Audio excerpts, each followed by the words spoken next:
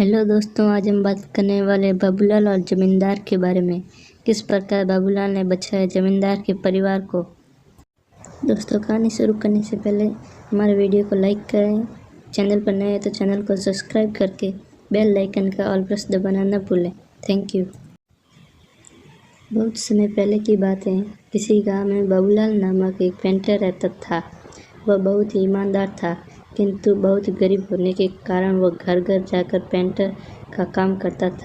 उसकी आमदनी बहुत कम थी। बहुत मुश्किल से उसका घर चलता था। पूरे दिन मेहनत करने के बाद भी वो सिर्फ 2 वक्त की रोटी ही जुटा पाता था।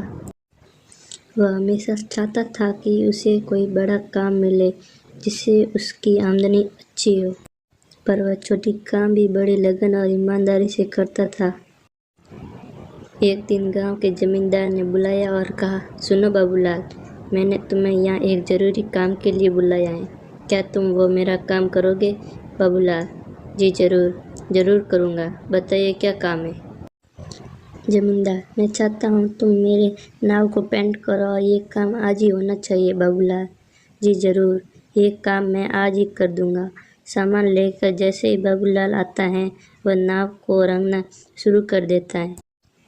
जब बाबूलाल नाव रंग रहा था तो उसने देखा नाव में छेद था। वो सोचा, अगर इसे ऐसे ही पेंट कर दिया जाए तो ये डूब जाएगी। ऐसा सोचकर वो छेद को भर देता है और नाव को पेंट कर देता है। फिर जमींदार के पास जाता है और कहता है, हजूर, नाव का काम पूरा हो गया, आप चलकर देख लीजिए। फिर वह दोनों नदी के किनारे जाते हैं। नाव को देखकर जमींदार बोलता है, अरे वाह बाबूलाल, तुमने तो बहुत अच्छा काम किया है। ऐसा करो, तुम कल सुबह आकर अपना पैसा ले जाना। उसके बाद वह दोनों अपने अपने घर चले जाते हैं। अगले दिन जमींदार के परिवार उसी नाव में नदी के उस पार घूमने जाते हैं।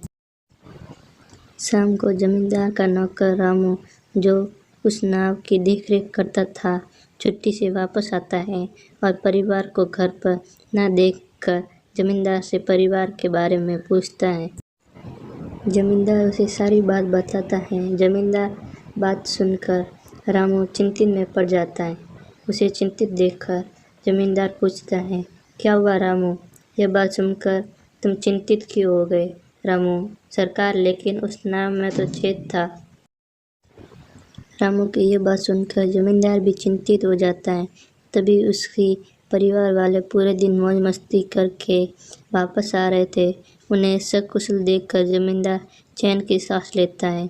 फिर अगले दिन जमींदार बाबूलाल को बुलाता है और कहता है, ये लो बाबूलाल, तुम्हारा मेहनत का पैसा। तुम्हें बहुत बढ़िया काम किया है, मैं बहुत खुश हूँ। पैसा गिनने के बाद बाबूलाल हैरान हो जाता है, क्योंकि वह पैसे ज़्यादा थे। वह जमींदार से कहता है, हजूर, आपने मुझे गलती से ज़्यादा पैसे दे दिए। जमींदार, नहीं बाबूलाल, ये मैंने तुम्हें गलती से नहीं दिए। ये तुम्हारी मेहनत का पैसा है, क्योंकि तुमने बहुत बड़ा काम किया है।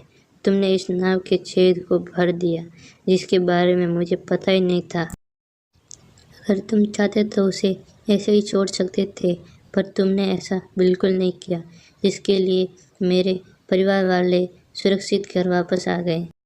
दोस्तों, आज के लिए इतना ही। मिलते हैं एक और नई कहानी के साथ।